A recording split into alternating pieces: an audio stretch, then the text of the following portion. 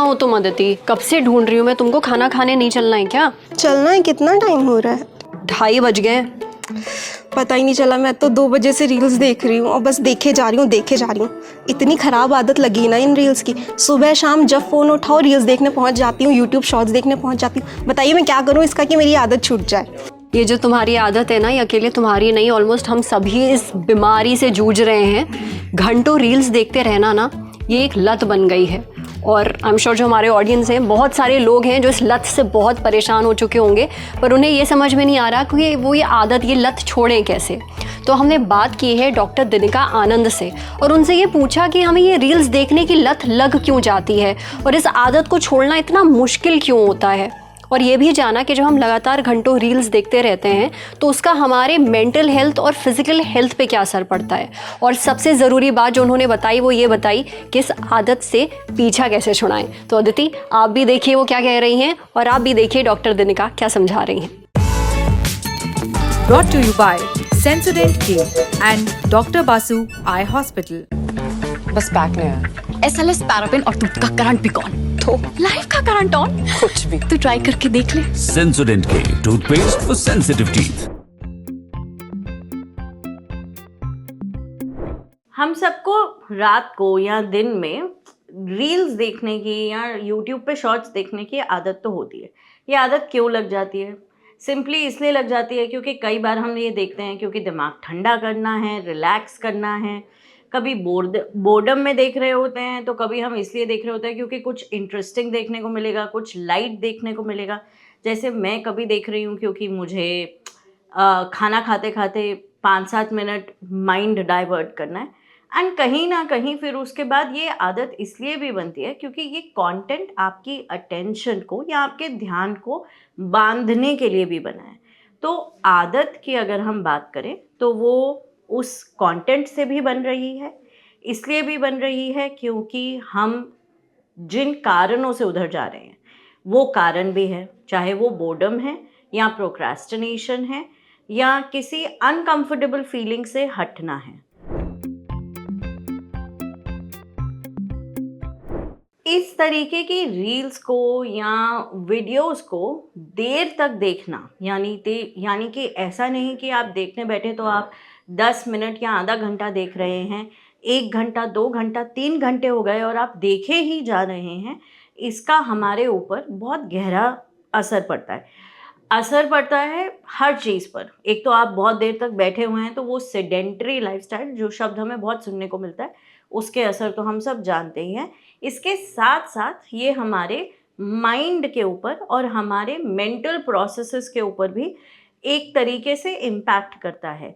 Mental processes की बात करें, मानसिक रूप से बात करें तो आपका ध्यान देने की क्षमता, वो एक मिनट में, एक तो आपने बहुत सारी चीज़ें देखी तो आपका अटेंशन स्पैन, आपका फोकस करने का स्पैन, जिस चीज़ का असर देखा जाता है कि क्या मैं लंबी चीज़ देख पाती हूँ। फिर हमारा किसी भी चीज़ में इन डेप्थ जा पाने का असर भी। सो मेंटली हमारी प्रॉब्लम सॉल्विंग, रीजनिंग, फिर वो क्या इमोशंस जनरेट कर रहा है। सो मेंटली अगर कंक्लूसिवली देखा जाए तो अटेंशन से लेकर इमोशनल रेगुलेशन तक बहुत बड़ा इम्पैक्ट देखा जाता है या आजकल पढ़ने में अब आ रहा है जो इन रील्स से हो सकता है या इन शॉर्ट वीडियोस को लगातार देखने से हो सकता है।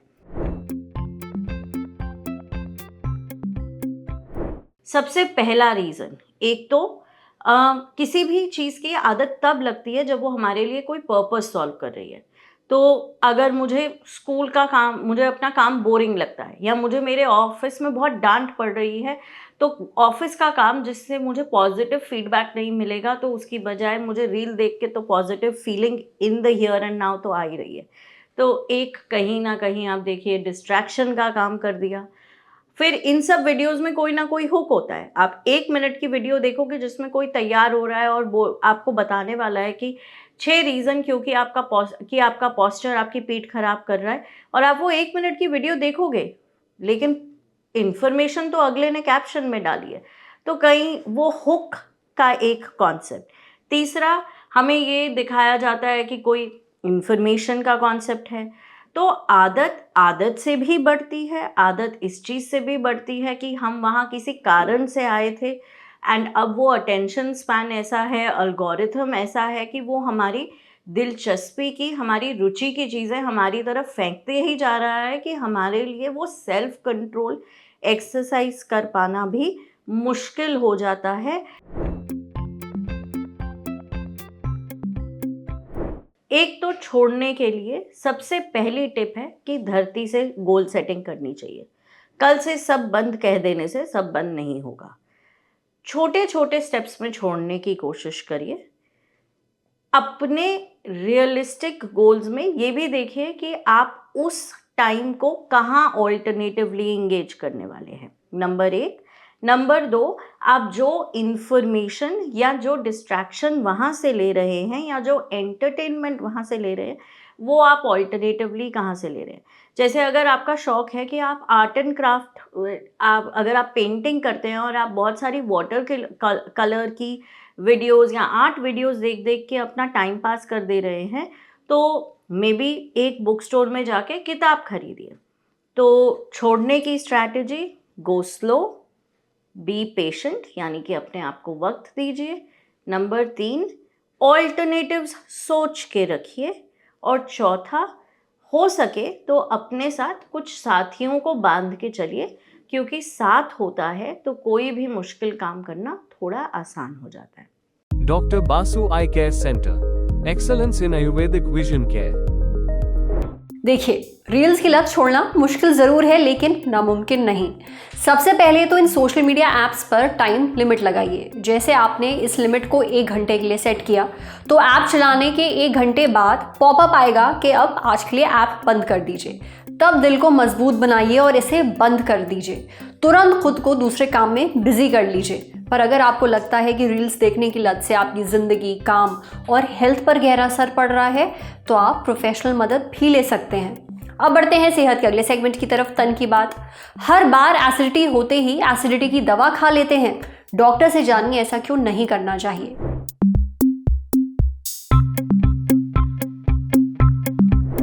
एसिडिटी होना एक बहुत ही आम समस्या है। एसिडिटी ठीक करने के लिए कुछ लोग घरेलू नुस्खे अपनाते हैं तो कुछ लोग एंटासिड खा लेते हैं। एंटासिड यानी कि एसिडिटी ठीक करने की दवा, ये बहुत ही आसानी से किसी भी मेडिकल शॉप पे मिल जाती है। पर जो लोग बहुत ज़्यादा या हर कुछ दिन में एंटासिड का इस्तेमाल करते हैं वो ये जान लें कि आदत बहुत नुकसानदेह है। क्यों एसिडिटी होने पर हर बार दवा नहीं खानी चाहिए, ये हमें बताया डॉक्टर लोहित चौहान ने। डॉक्टर लोहित कहते हैं कि एसिडिटी में आराम देने वाली दवाएं यानी कि एंटासिड सिर्फ फौरी राहत देती हैं। इन्हें बार बार लेने से हाजमे पर बुरा असर पड़ता है। बहुत ज़्यादा एंटासिड लेने से पेट में एसिडिटी का प्रोडक्शन घट सकता है। इससे खाना ठीक से नहीं पचता, शरीर में पोषक तत्व भी सही से अब्जॉर्ब नहीं हो पाते हैं। कैल्शियम और मैग्नीशियम जैसे मिनरल्स का अब्जॉर्प्शन कम होने की वजह से हड्डियों में फ्रैक्चर का रिस्क भी बढ़ जाता है। यही नहीं, पेट का एसिड कम होने की वजह से कुछ खतरनाक बैक्टीरिया भी पनप सकते हैं जिससे निमोनिया हो सकता है। वही पेट का एसिड बुरे बैक्टीरिया और वायरस को खत्म करने में मदद करता है। लेकिन बार बार एंटासिड खाने से गट माइक्रोबायोम यानी कि पेट में गुड बैक्टीरिया और बैड बैक्टीरिया के बीच का संतुलन बिगड़ जाता है। नतीजा, पेट से जुड़ी दिक्कतें बढ़ जाती हैं। कुछ खास तरह के एंटासिड किडनी पर भी असर डालते हैं। इन्हें बार बार खाने से किडनी से जुड़ी बीमारियां हो सकती हैं। एक बात और, अगर लंबे वक्त तक एंटासिड ली जाएं और फिर इन्हें एकदम से बंद कर दिया जाए तो पेट में पहले से ज़्यादा एसिड बनने लगता है। इससे दिक्कत और बढ़ सकती है। लिहाजा एसिडिटी से बचने के लिए सिर्फ एंटासिड का सहारा मत लीजिए, बल्कि समस्या की जड़ तक पहुंचिए और उसे ख़त्म करिए। इसके लिए ये जानना बहुत ज़रूरी है कि आपको लगातार एसिडिटी की समस्या क्यों हो रही है। ये पता लगाने के लिए आप डॉक्टर से मिल सकते हैं। इसके अलावा आप अपना लाइफस्टाइल सुधारिए, ये तो बहुत ही ज़रूरी है। जैसे टाइम पर खाना खाइए, बहुत ज़्यादा मसालेदार तली भुनी चीज़ें खाने से बचिए। खाने के बाद तुरंत मत लेटिए। लेटने और खाने के बीच में कम से कम 2 से 3 घंटे का गैप रखिए। साथ ही एक दिन में 2 कप से ज़्यादा चाय कॉफ़ी मत पीजिए। शराब से पूरी तरह दूरी बना लीजिए। स्मोकिंग छोड़ दीजिए। अगर ओवरवेट है तो एक्सरसाइज करिए और अपना वज़न कंट्रोल में लाइए। स्ट्रेस मैनेज करना भी सीखना होगा। अगर ये सब करने के बावजूद बार बार एसिडिटी हो रही है तो डॉक्टर से ज़रूर मिलिए। हो सकता है आपको किसी गंभीर दिक्कत की वजह से एसिडिटी हो रही हो। समझे, अब बारी सेहत के आखिरी सेगमेंट की, खुराक यानी झक्कासी हेल्थ टिप। सिर्फ अंडे और चिकन ही नहीं, ये फल भी मांसपेशियों को मजबूत बनाने में मदद करते हैं। मसल्स बनाने के लिए क्या खाएं? एक सीधा सा सरल सा जवाब है प्रोटीन। जब आप प्रोटीन से भरपूर चीज़ें खाते हैं तो मांसपेशियां मजबूत बनती हैं, उभरी हुई दिखती हैं।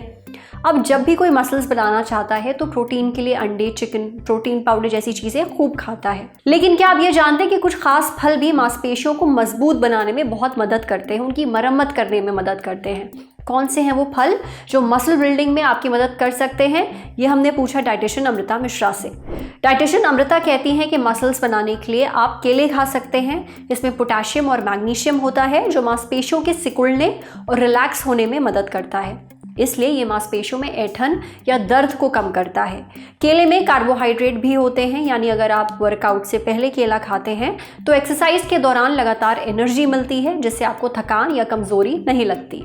आप चाहें तो पपीता भी खा सकते हैं। पपीते में पपेन नाम का एक एंजाइम होता है, ये प्रोटीन को तोड़कर उसे अच्छे से पचाने में मदद करता है। ऐसे में जब आप प्रोटीन से भरपूर दूसरी चीज़ें खाते हैं तो वो शरीर में अच्छे से अब्जॉर्ब होती हैं, जिससे मसल्स बनाने में भी मदद मिलती है। पपीते में विटामिन सी और दूसरे एंटीऑक्सीडेंट्स भी होते हैं, जिससे एक्सरसाइज के बाद मसल्स की रिकवरी तेज़ी से होती है। इसमें पोटेशियम भी पाया जाता है, जिससे मांसपेशियों में ऐंठन या दर्द होने का चांस कम हो जाता है। आप संतरा भी खा सकते हैं, ये विटामिन सी और पोटेशियम का अच्छा सोर्स है। ये दोनों ही मांसपेशियों की मरम्मत और उनके विकास में मदद करते हैं। संतरे में नेचुरल शुगर होती है, यानी इसे खाने के बाद शरीर को जल्दी एनर्जी मिलती है। नतीजा, वर्कआउट के बाद थकान महसूस नहीं होती है और मांसपेशियां मजबूत बनती हैं। डाइटिशियन अमृता कहती हैं कि आप अनार भी खा सकते हैं। इसमें विटामिन सी और एंटीऑक्सीडेंट्स होते हैं जो एक्सरसाइज के बाद मसल्स को पहुंची हुई चोटों को ठीक करते हैं। अनार खाने से शरीर में खून का फ्लो सुधरता है, जिससे मांसपेशियों को ज़्यादा ऑक्सीजन और पोषक तत्व मिलते हैं। ये मसल्स की ग्रोथ के लिए ज़रूरी है। रोज़ अनार खाने से मांसपेशियां मजबूत बनती हैं, थकान कम होती है और स्टैमिना बेहतर बनता है। आप चाहें तो तरबूज भी खा सकते हैं। ये गर्मियों का फल है। इसे खाने से सिर्फ शरीर ही तरोताज़ा नहीं होता है, बल्कि ये मसल्स के लिए भी अच्छा है। तरबूज में सिट्रुलाइन नाम का एक अमीनो एसिड होता है जो खून का बहाव सुधारता है, स्टैमिना बढ़ाता है, मांसपेशियों में दर्द को कम करता है। इससे आपकी रिकवरी जल्दी होती है और मसल्स भी मजबूत बनती हैं। आज सेहत पर इतना ही। अगर आप एक डॉक्टर हैं, हमसे कुछ शेयर करना चाहते हैं तो जो ईमेल आईडी इस वक्त आपको अपनी स्क्रीन पर दिख रही है उस पर हमें एक मेल भेज दीजिए। शुक्रिया।